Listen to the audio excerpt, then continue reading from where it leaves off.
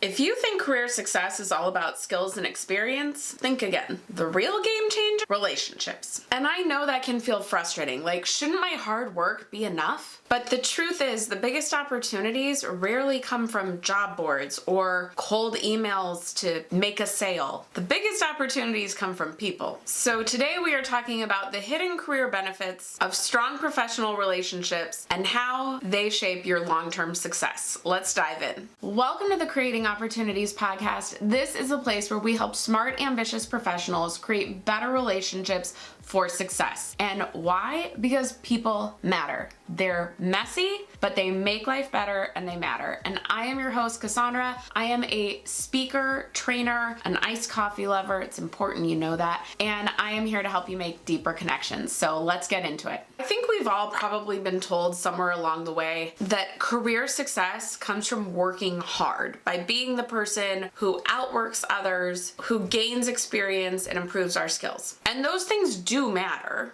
but what actually determines your long-term career trajectory has a lot to do with relationships. Think about it. When companies are making hiring decisions, they don't just look at the resume. Often they rely on referrals, insider recommendations, and personal connections. Promotions are often influenced by who trusts you and who sees potential. Even freelancers and business owners know this. Clients come from relationships, not just cold pitches. If you've ever had a connection help you in your career, whether it was a job lead, advice, or an introduction, will you drop this emoji in the comments? It just lets me know we're tracking. Okay, so let's talk about these hidden benefits. Number one, the biggest opportunities are rarely public. So for example, by the time a job posting hits a website, there's a good chance someone inside the company has already referred a candidate. Many of the best roles are filled through networks. And this ties into the planned happenstance theory. It's a concept out of Stanford that explains how careers are often shaped by unplanned events. Things like a casual conversation, a chance meeting, an unexpected referral. The key is to put yourself in moments where that can happen. And this is actually why I talk about creating opportunities and why this podcast is called Creating Opportunities, because the more people you are trying to meet and build relationships with, the more happenstance opportunities you end up creating for yourself. They're not as unplanned as we think. Now, while I think that you should be creating relationships so that you stay top of mind and you have more of a chance of getting these opportunities when they come up, being the referred name, part of the reason I love the planned happenstance theory is because sometimes you really do meet someone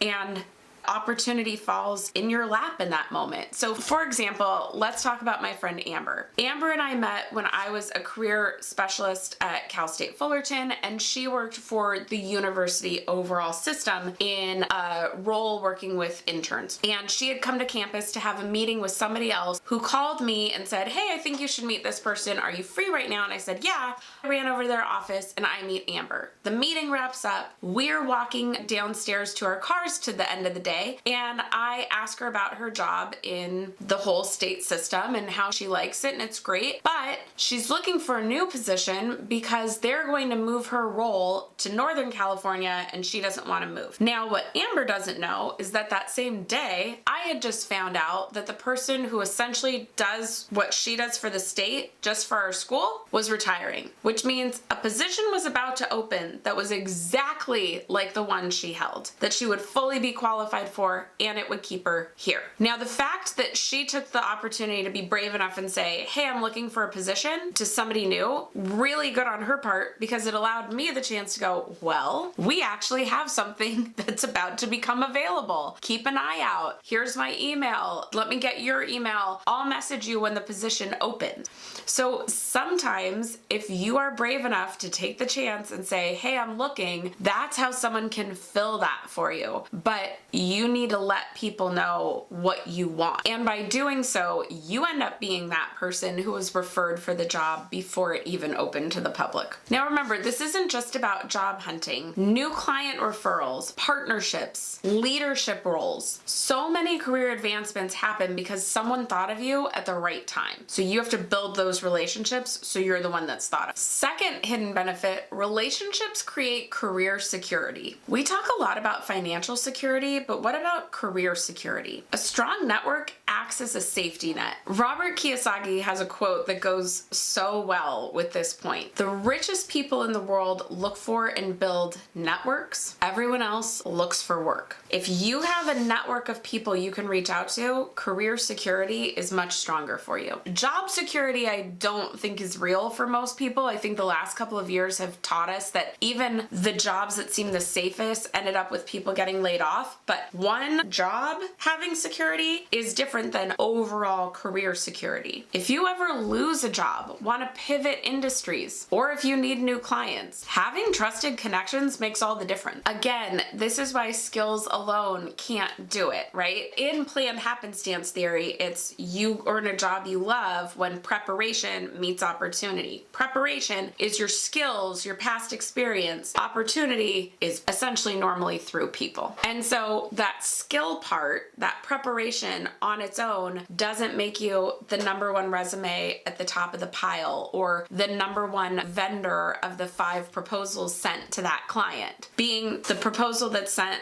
with the referral behind it makes you number one. By building a network of relationships over time, this means that when something happens that you need help, you have people to reach out to. For example, we've already talked about it, but referrals. A trusted relationship can put your resume at the top of the pile or your proposal at the top for a new client. Then the other one that doesn't get talked about enough is insider information. Not in a legal way, but knowing someone inside a company or a department can give you real insight into their culture, their expectations, and upcoming opportunities. And then the really fun one, unexpected doors open for you with relationships. So you might not even be looking, but a connection might consider you for an opportunity you never even considered, which honestly I think is like where all the fun and magic is. And the last benefit, your network helps you stay relevant. Industries change, skills evolve. The best way to stay ahead isn't just taking courses, it's staying in touch with people. People who are at the forefront of either what you want to do, who you're looking to work with, etc. And so by having conversations with peers, with mentors, and with colleagues who can expose you to new ideas, trends, and opportunities, you're learning all of that faster than trying to figure it all out on your own. Think how often you've learned something valuable just from a casual conversation. Even silly things, like there are key shortcut skills I use on my Mac because of a conversation I had with a friend. Silly things like that, but it helps me in my professional world. That is one of the simple powers of relationships, let alone when someone gives you an insight that helps you create a better interview answer or make a stronger argument in a proposal to a client. So we've talked about the benefits of creating these strong relationships. How do you go about building them? Well, the good news is you don't have to be at events each week to build a strong professional network. Small, consistent actions make a big difference. Things like checking in with a past colleague, engaging with people on LinkedIn, being generous yourself. If you see an opportunity that you think is good for someone else, saying something about it. If this resonated with you today, please share this with a friend who needs to hear it too. And remember, skills matter, but relationships open doors. Now with that, I have other episodes that I think you'll enjoy. You can find those here, and I will see you in the next one. Bye.